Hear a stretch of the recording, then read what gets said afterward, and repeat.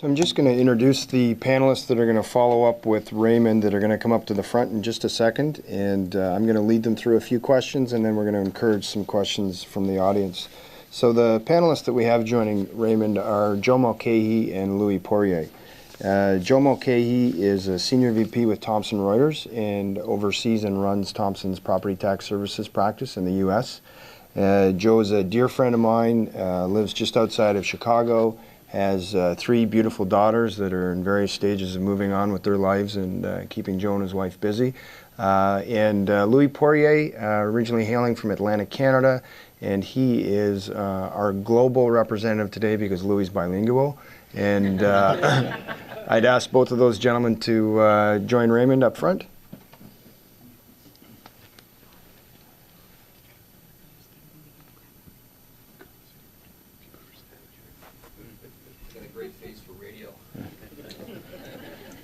So the first question, we'll jump right into the meat of it, Joe. Based upon what we've seen from a recovery perspective in the U.S.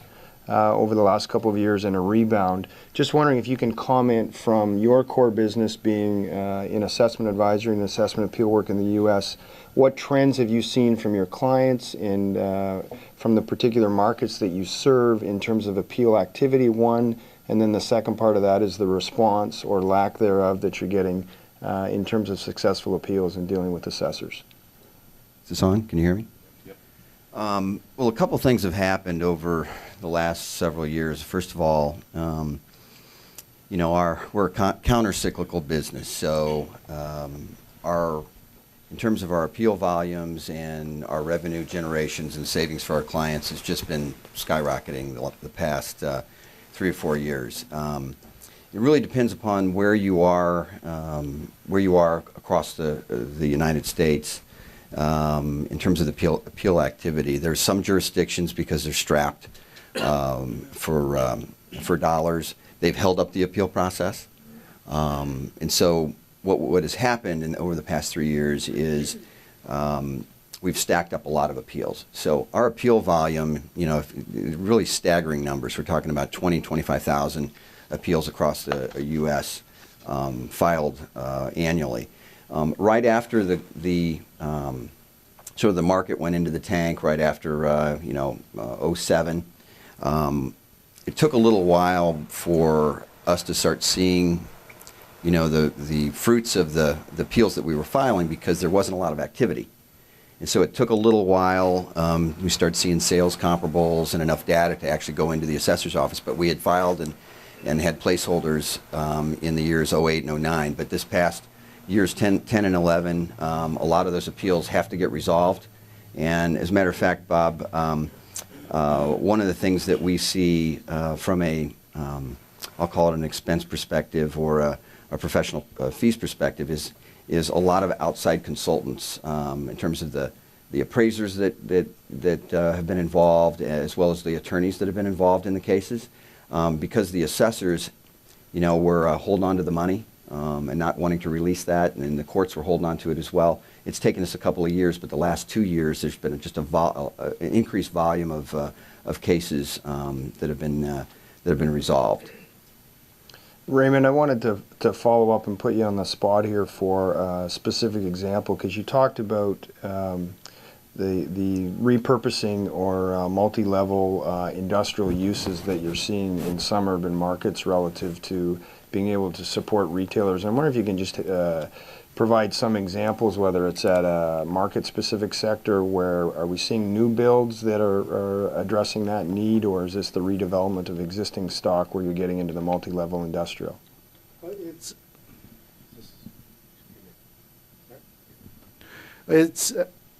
We're seeing a lot of this in Asia, whereby there's heavily built up areas, and it's taking a combination of some of the existing, whereby if the floors can handle it, but some of these are new builds, especially with the overall efficiencies with the new stacking.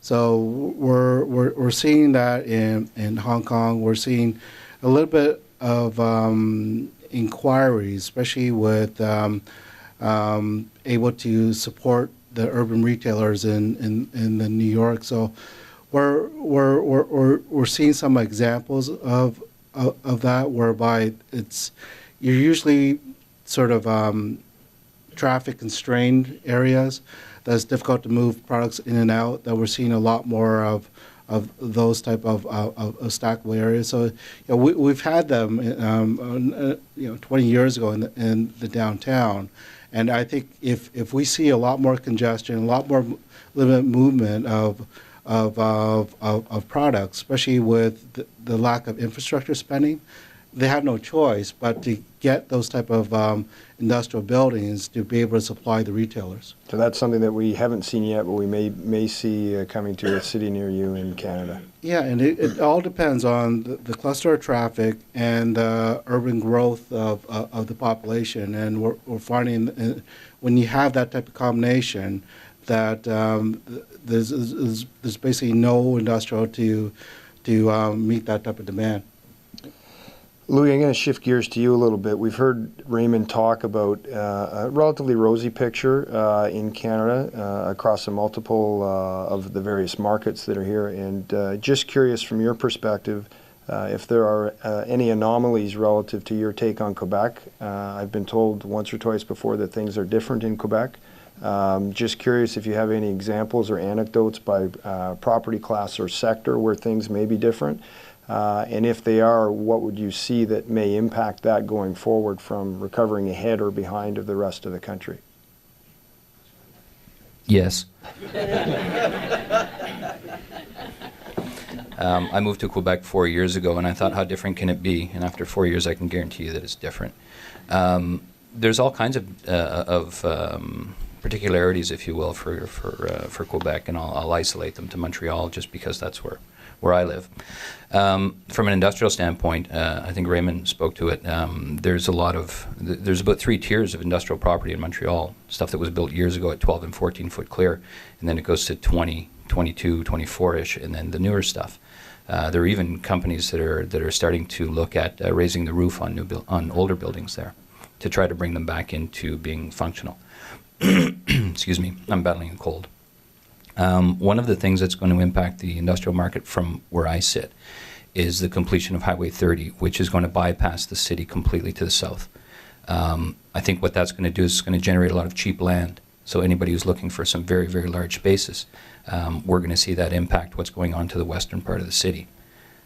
From a taxation perspective, I see that as being a significant issue because some of the older stock in Montreal, we're looking at assessed values where the land is the biggest component. So we're looking at highest and best use issues going down the road. And we appealed one this year that the building component was down to about 20%. So these are things that could be happening from an industrial perspective. Multi-res, not something that I delve into a lot, but I did, excuse me, in a previous life. What's going on in Quebec and in a lot of places with multi-residentials is seen as a safe haven. We see the cap rates that are crazy low. I think a lot of the buyers don't recognize in Montreal, for example, that there's rent control. So how much upside rent can you get? There's a lot of conversions that are going on, which is interesting for the people that are taking that route. The only problem is that your acquisition price per unit per door is significantly high. Excuse me again. From an office perspective, really interesting. We did a study a few years ago that showed net effective rents basically hadn't changed in Montreal in 15 years. You wonder why there's no skyscrapers. I was at a conference last year at the Montreal Real Estate Conference, and one of the politicians was there saying, "Look at Montreal. Look at all the cranes. Count the cranes. Okay, take the 2 hospitals out of the equation. Count the cranes again. You can do it on one hand." So it's something that there's a lot of infrastructure spending that's going on in Montreal. How long that keeps going, I'm not sure. So I don't know if that's sort of covered off on a lot of things. I look at also from a retail perspective, we see values, assessed values going through the roof. What everybody kind of forgets in that component is the little thing called tax. So that if you've got cap rate compression going on, and now they're saying that the cap rates are to pre-recession levels, That's great. Thank you, Mr. Assessor. You've increased my value.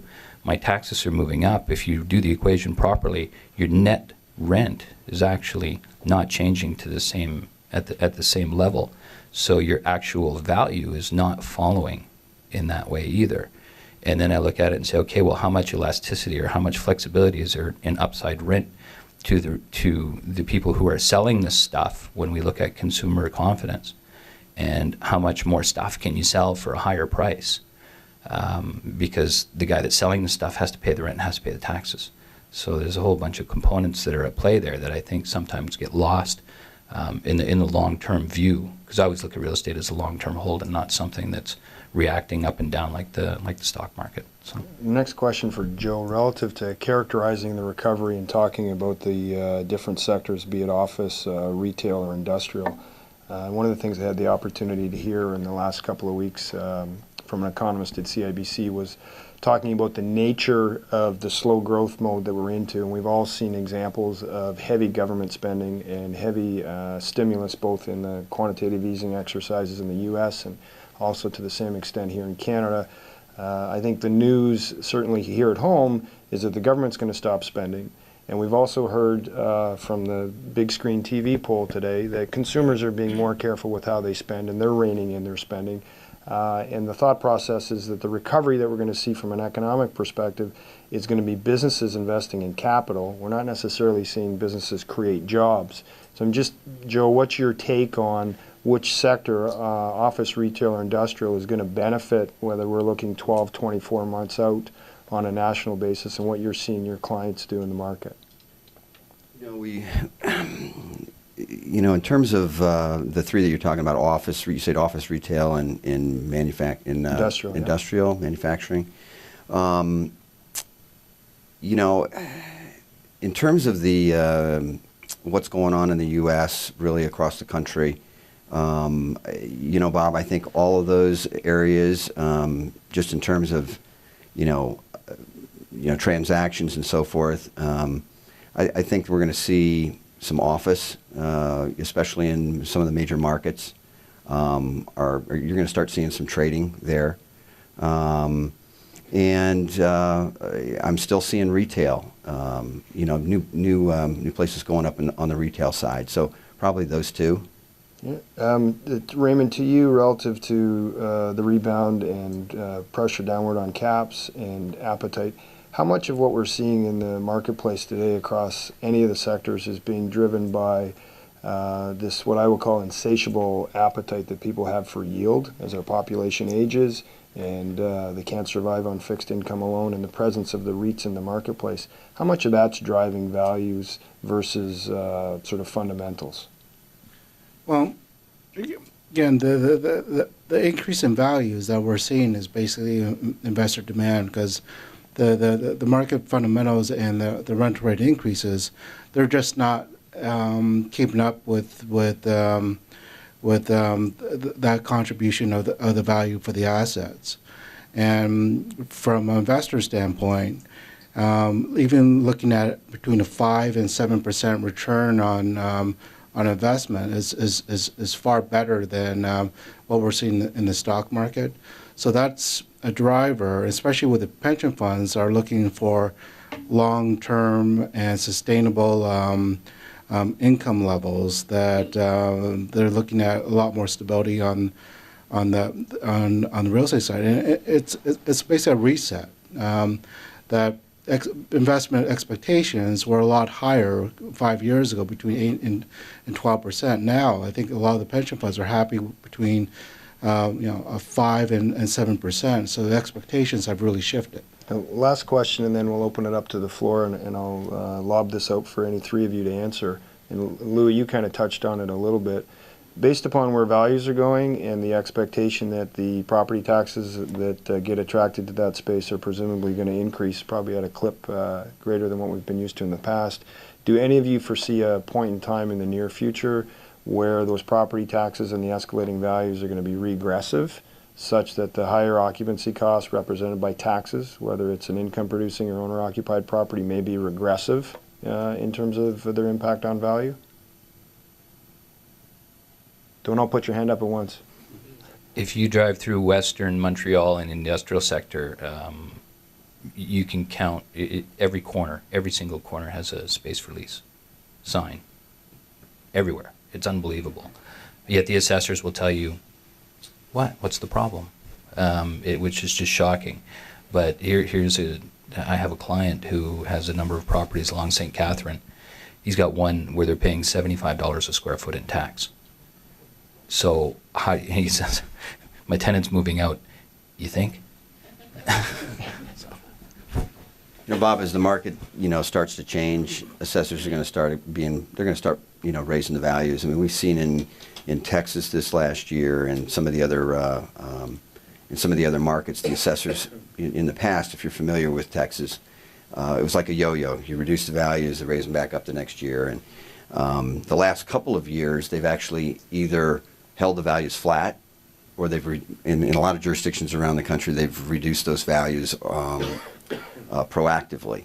I think we're going to start to see over the next several years, they're going to start increasing those values, which, we've made a bunch of money filing appeals and saving money for our clients over the last several years because of the decline. But anytime there's sort of action going on in the marketplace, and I think we're going to start seeing assessors start picking up sales and being more aggressive in the marketplace. I mean, they need the money, and property taxes is one of the biggest ways that they can collect those dollars to be able to fund their local communities. So I don't see it. I see it only as a bigger need going forward, and it not decreasing. Okay, so it's 2:10. I'm going to let everyone stretch their legs and come back sharp for 2:25, and we'll get finished with the second and third sessions. Thank you very much.